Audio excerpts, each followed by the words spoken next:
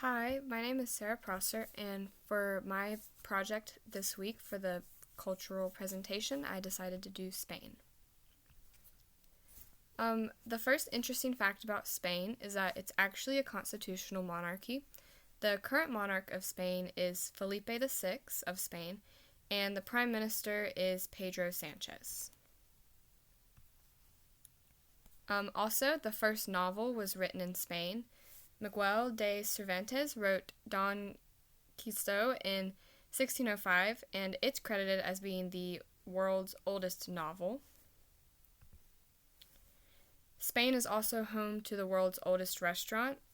Restaurante Botin has been opened since 1725, and it's actually credited by Guinness World Records as being the oldest restaurant open in the world.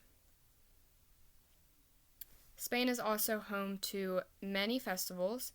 Some of these festivals include La Tomatina, which is the famous tomato fight that they have in Spain, San Fermin, Las Fallas, and Romeria de Nuestra Señora de la Cabeza.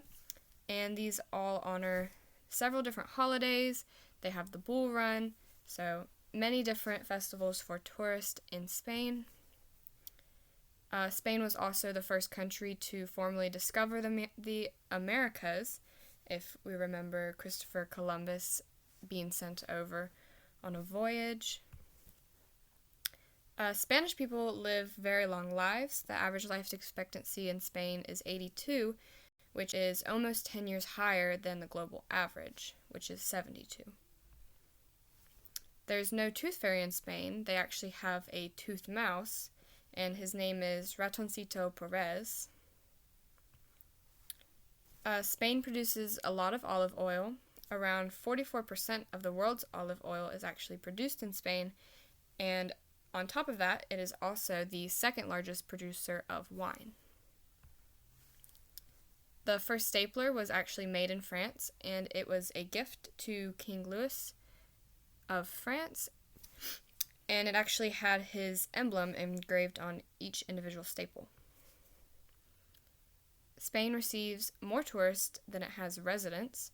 It's the second most visited tour destination in the world, only after France, and it receives over 82 million tourists annually, and it only has a population of about 46 million, so it receives about double the amount of tourists that it has citizens.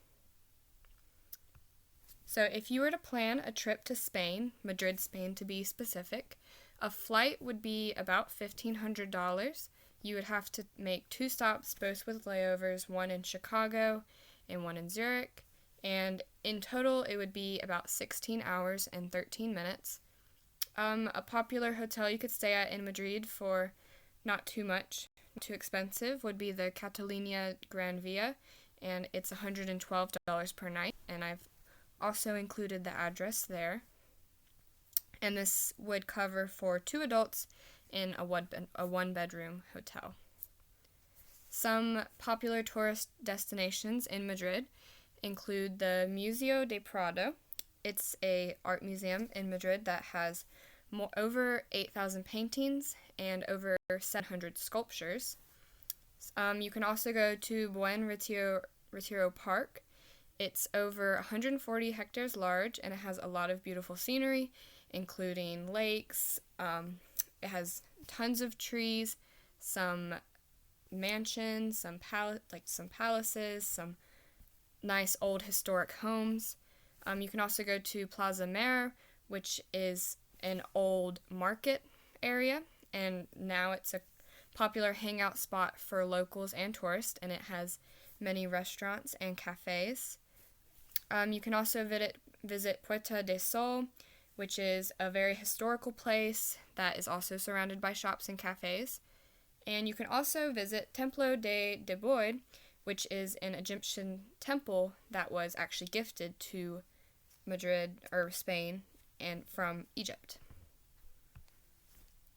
And here is a common Spanish recipe, actually a very popular one. It's gazpacho, and for this recipe, you need half kilo de tomato madura, half pimiento verde, 1 diente de ajo, half pepino, 1 deciliter de aceite de oliva, 4 cucharadas de vinagre de vino, 1 rebanada de pan bianco, and sal fina.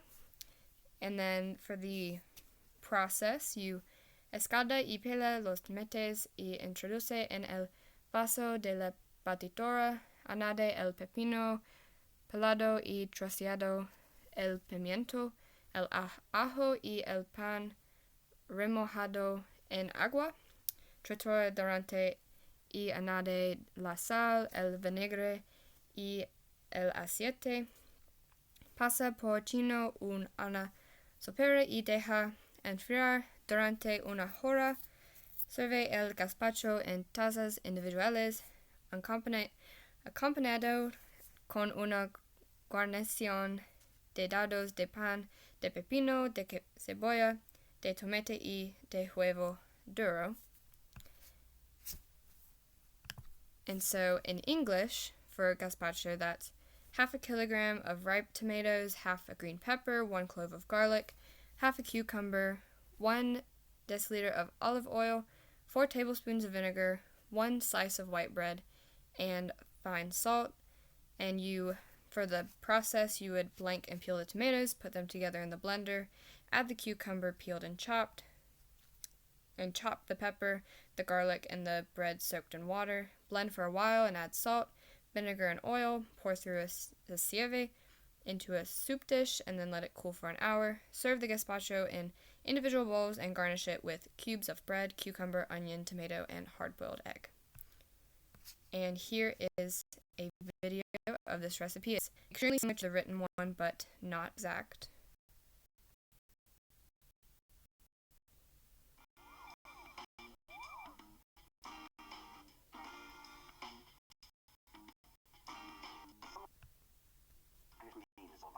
I'm getting the rinsing handle tomatoes under some cold running water. This is exactly 2 pounds, which is a little less than 1 kilo. Now to make gazpacho, Roma tomatoes are the ones that are most used, but you can use whatever tomatoes you want. Just make sure they're as ripe as you can get them.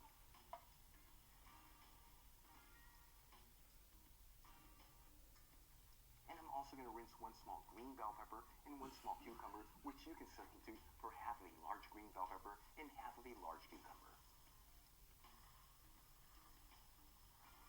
Once all the ingredients are well rinsed, I'm going to give them a quick pat with the dishcloth to remove any of the excess water. This is just to make it so much easier and safer when we cut those vegetables.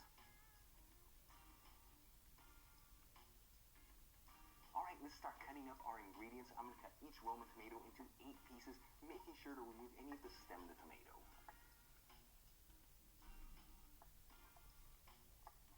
And as you're getting each tomato, transfer it into a blender.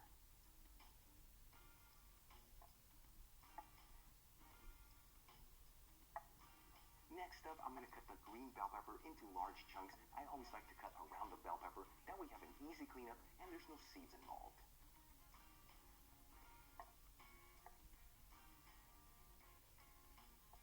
And add the chunks of the bell peppers into the blender with the tomatoes. Before I cut the cucumber, I'm going to completely peel it. We don't want the skin of the cucumber in the gazpacho, otherwise it will overpower the dish.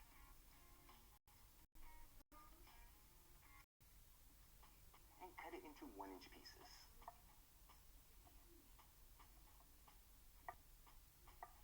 And once again, add the cut cucumbers into the blender with the tomatoes and the bell peppers. For the last ingredient to prepare, I'm going to grab 1 large clove of garlic, cut it into 4 evenly sized pieces, and add it into the blender with the rest of the ingredients. Now using a wooden spoon, I'm going to mash down on all the ingredients to make this nice and compact. This is just going to make it so much easier when we run the blender for all these ingredients to come together. For the final ingredients to add into our gazpacho, I'm going to add in a generous teaspoon of sherry vinegar. If you don't have sherry vinegar, you can substitute it for red wine vinegar. A 1/4 cup of extra virgin olive oil, and a generous 3/4 cups of cold water. I'm going to season it generously with sea salt. And I'm going to run the blender for about 5 minutes. This is enough time for all these ingredients to come together and give us a beautiful texture.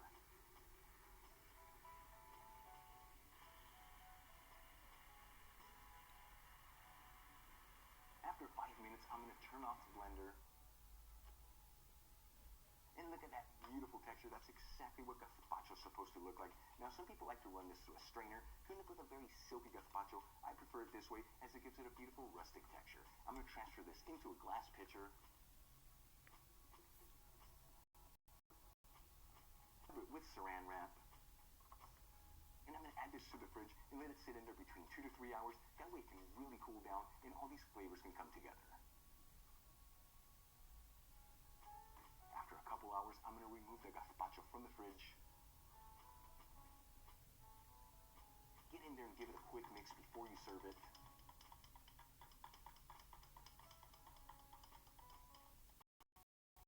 And check it out, guys. Our gazpacho on Ruth is done. Look how beautiful this turned out. I'm going to garnish it with some chopped up green bell peppers, some chopped up onions, and a drizzle of extra virgin olive oil. This is seriously what Spain is all about. Okay, and then that was a video on how to make the gazpacho. Here are my sources, and thank you for watching.